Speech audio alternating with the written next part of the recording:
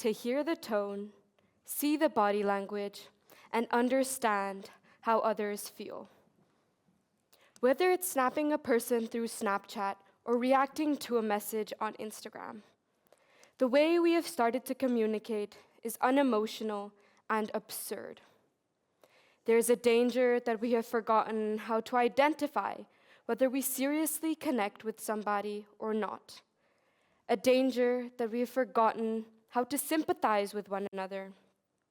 And most importantly, we seem to be forgetting how it feels to interact with somebody in person, face to face.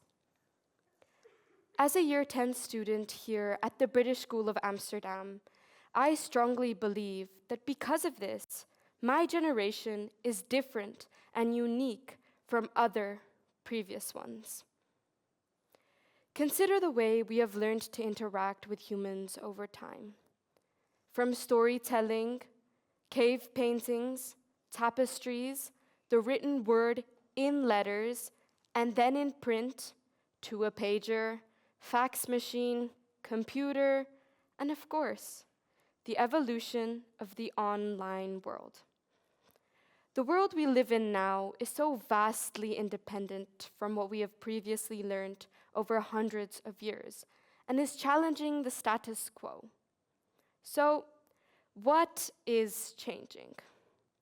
Firstly, the use of social media has almost tripled their total user base in the last decade. From 970 million in 2010 to the passing number of 5.17 billion users in July of 2024.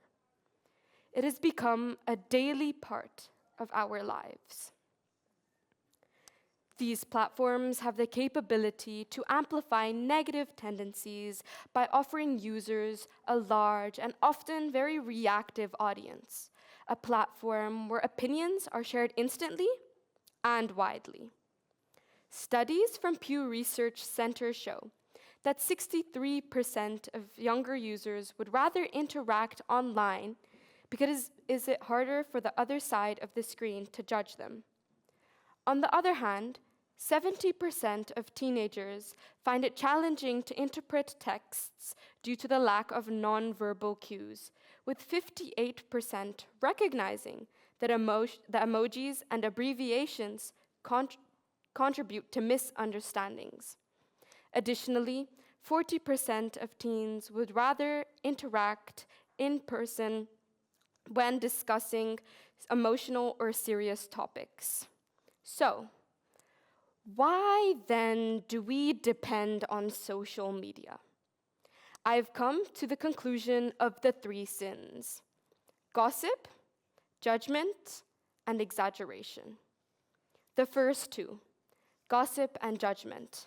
It is not something that always happens on purpose, but rather a habit that has been made in our developing world. Increasingly, users are hitting that add button on Snapchat and starting the conversation with, "I heard this about him," or "I heard that about her." This sinister sentence starter keeps them craving for more information, like a chocolate bar. Once you eat one piece, it's hard to stop at just one. Instead, we tell ourselves, just one more piece, just one more piece, just one more piece. And in the end, we're only left with the wrapper.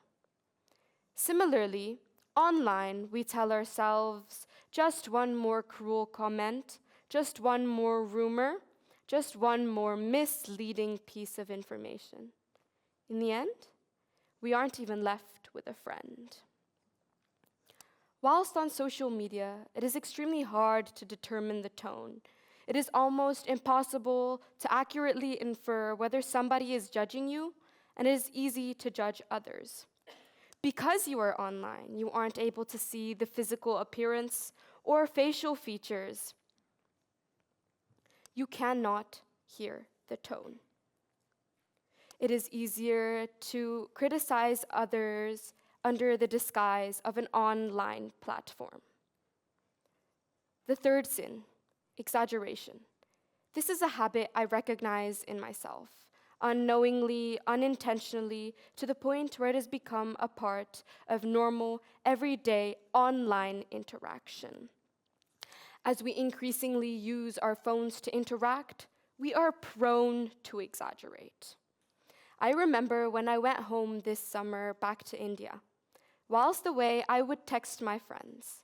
I would send them messages telling them how I wanted to come back here to Amsterdam.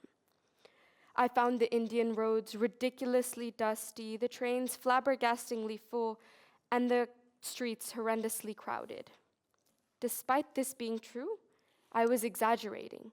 I noticed that the way I would text in a situation like this meant that I needed others to sympathize with me. I craved the idea of my friends understanding exactly how I felt. It was hard communicating this because I was not there in person. I'm sure we can all hold our hands up to doing this in a text message. The difficulty with communicating online versus in person is that we are unable to differentiate between what hurts and what doesn't. We are not able to see the excitement or the suffering somebody else feels. Through a social media lens, we have brought these sins to the next level and made it the new norm without even realizing it. So, are we really creating connections and letting them flourish? Apparently not.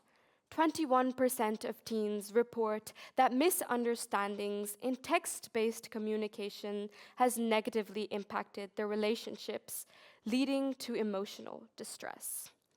Increasingly, I believe that social media users are not thinking about what is being shared and the way it is being written. Why? Because most of us crave attention and a large audience.